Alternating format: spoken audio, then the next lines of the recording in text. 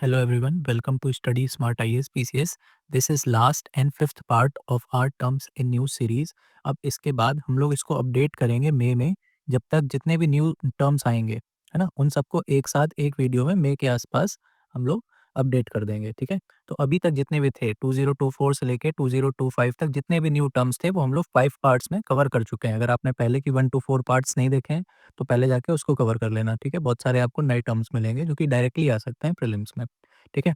चलो आज को पार्ट को स्टार्ट करने से पहले हम लोग फोर्थ जो पार्ट था उसको एक बार रिकैप कर लेते हैं। हम लोग ने क्या क्या सीखा था। हम लोग ने ग्रीनियम देखा था, ये 2 वर्ड से बना था, ग्रीन प्लस प्रीमियम, है ना। फिर हम लोग ने earning warning for early warning for all देखा था। फिर रिंगवुडाइट ओशन देखा था, ये इस ओशन नहीं होता है, ये क्या चीज़ होती है वो भी हम लोग ने देखा था, ओलिविन से बनता था। फिर हम लोग ने पैरा क्रॉपिंग का क्या कॉन्सेप्ट है वो भी देखा था। फिर ये डीसीपीए और डेक्थल, ये वीड किलर होता है, इसके बारे में भी देखा था। फिर हम लोग ने नेक्स्ट वुडी एनरोचमेंट क्या होता है ना, ये इकोसिस्टम में क्या चीज़ होती है वो भी देख लिया था। स्टेमेटोलाइट्स भी देख लिया था, है ना। फिर गैप लिमिटेशन देखा था, ये इकोलॉजी का जो कॉन्सेप्ट होता है माउथ साइज पे डिपेंड करता है प्रेडेटर के माउथ पर। फिर हम लोग ने डॉक्ट्राइन ऑफ कोवर्चर भी देखा था, ये अपनी पॉलिटी में यूज़ हो जाता है ना। फिर हम लोगों ने लास्ट देखा था प्रेस्टन कर्व, है ना, ये इकोनॉमी में आता है। तो हम लोगों ने इतने टू टर्म्स कवर किए थे। चलो आज का लेक्चर स्टार्ट करते हैं, लास्ट पार्ट फिफ्थ पार्ट। तो आज देखो पहला वर्ड क्या है, कार्बन न्यूट्रल बेबी, है ना। अभी ये रिसेंटली न्यूज़ में था, ये एक गर्ल है आज, इसका नाम है आदवी, है ना। उसको first carbon neutral baby declare किया गया, उसी को ये टाइटल दिया गया है। ओके, अब ये है क्या कार्बन न्यूट्रल बेबी? ये बेसिकली कुछ नहीं है, जो नाम से ही समझ में आ रहा है वही चीज़ है। कार्बन न्यूट्रल बेबी मतलब इसके बड़े होने तक ये जो बेबी है ये ग्रो करेगा, है ना, ब्रीथ करेगा। तो इन सब से क्या होता है, कार्बन एमिशन होता है, सेल डिवीजन से होता है, ब्रीथिंग से होता है।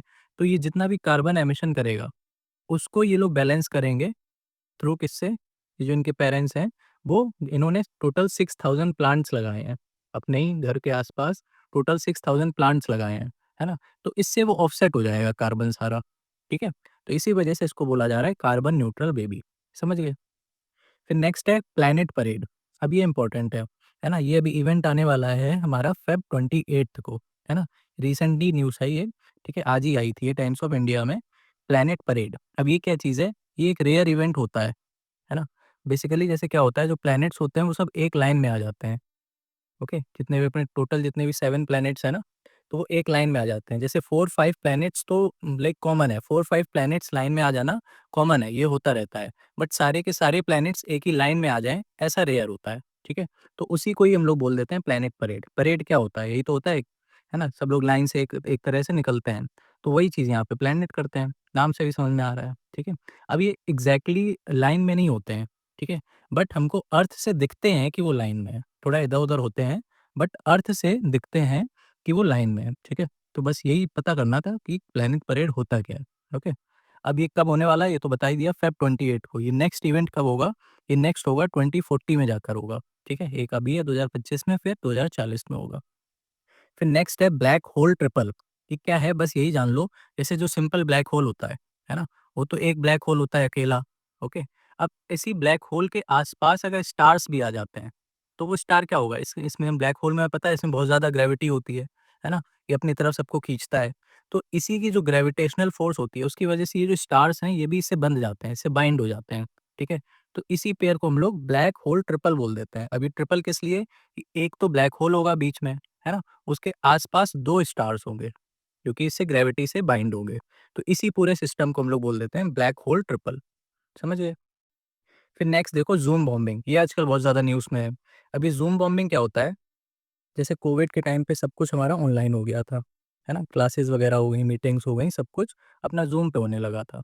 अब ज़ूम में क्या होता है, एक लिंक होती है, उसको शेयर कर दिया जाता है, जिस जिसको जॉइन करना है, वो जॉइन कर ले। अब मान लो जैसे कोई क्लास है ना? उसकी हमने लिंक ग्रुप पर डाल दी, बट ग्रुप मेंबर में से किसी ने वो लिंक जो है वो बाहर फैला दी, है ना? तो उसकी वजह से जो अनवांटेड लोग हैं, वो भी इस जो ज़ूम मीटिंग है उसको जॉइन कर लेंगे, ठीक है? और फिर आलतू-फालतू काम करेंगे, तो उसी को ही ज़ूम बॉम्बिंग बोलते हैं, ठीक है? मतलब जो अनवांटेड इंट्रूजन हो जाता है वीडियो कॉन्फ्रेंसिंग में, अनवांटेड इंट्रूजन उसी को ही बोला जाता है ज़ूम बॉम्बिंग, समझ गए? फिर नेक्स्ट है फिफ्थ टर्म एंथ्रोपॉज़। अब ये भी कोविड से ही रिलेटेड है ना?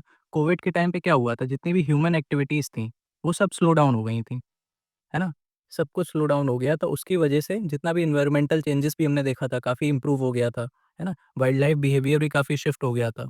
तो इसी जो ये जो सिचुएशन होती है ना ग्लोबल स्लो डाउन वाली, उसी को ही टर्म किया गया है एंथ्रोपॉज़। एंथ्रो मतलब क्या होता है? एंथ्रो मतलब होता है ह्यूमन रिलेटेड, है ना? ह्यूमन रिलेटेड, और पॉज़ तो हमको पता ही है, रुक जाना, एक तरह से स्टॉप हो जाना। तो वही चीज़ है, ह्यूमन रिलेटेड जितनी भी एक्टिविटीज़ हैं, वो एक तरह से पॉज़ हो जाना। तो उसी को ही कॉइन किया गया है टर्म को एंथ्रोपॉज़। समझ गए? नेक्स्ट हम लोग चलते हैं अब सिक्स्थ। अब डार्क स्टोर्स। ये डार्क स्टोर्स क्या होता है? जैसे आजकल देखो ज़ेप्टो हो गया, है ना? ब्लिंकिट हो गया, ओके? तो ये सब क्या सर्विसेज़ प्रोवाइड कर रहे हैं कि हम लोग आपके यहाँ 10 मिनट डिलीवरी करेंगे। है ना? 10 मिनट के अंदर पूरी डिलीवरी कर देंगे। अब ये कैसे पॉसिबल हो पाता है? ये हर एक सिटीज़ में अलग-अलग जगह पे अपने सेंटर्स बना रखे होते हैं, ठीक है? वहीं पे प्रोडक्ट्स ये लोग शिप कर देते हैं। तो जैसे ही आप ऑर्डर करते हो यहाँ से, मान लो आपका घर यहाँ पे है, तो तुरंत 10 मिनट के अंदर आपके यहाँ डिलीवरी कर देते हैं। तो ये जो हर जगह अपने-अपने सेंटर खोल रखे हैं इन लोगों ने ई-कॉमर्स वेबसाइट्स ने, उसी को ही बोला जाता है डार्क स्टोर्स, ठीक है? ये जो आउटलेट्स होते हैं, रिटेल आउटलेट्स और डिस्ट्रीब्यूशन सेंटर्स, मेनली ये होते हैं डिस्ट्रीब्यूशन सेंटर्स। उसी को ही बोला जाता है डार्क स्टोर, जहाँ पे ये अपना जितना भी मटेरियल है, जितने प्रोडक्ट्स हैं, वहाँ पे उसको स्टोर करके रखते हैं। ओके? फिर एक है ये बेवरेज कर्व। अब ये क्या होता है? ये इंपॉर्टेंट है, ये अपने इकोनॉमी में पूछा जा सकता है। बेवरेज कर्व जैसे अभी हम लोग ने पिछले लेक्चर में एक देखा था प्रेस्टन कर्व, है ना? वैसे ही ये है एक बेवरेज कर्व। ये किस में रिलेशन दिखाता है? ये दिखाता है हमारे जॉब वैकेंसी एंड अनएम्प्लॉयमेंट में। ठीक है? इन दोनों में रिलेशन दिखाता है। होता कैसा कर्व है? इनवर्स रिलेशन होता है इन दोनों में, ठीक है? तो इनवर्स रिलेशन का ऐसा ग्राफ बनता है, ये हमें पता है। अगर डायरेक्ट रिलेशन होता है तो ऐसे स्ट्रेट लाइन जाती है, ठीक है? इनवर्स है, इस वजह से ये ऐसा ग्राफ बनता है। किस-किस में?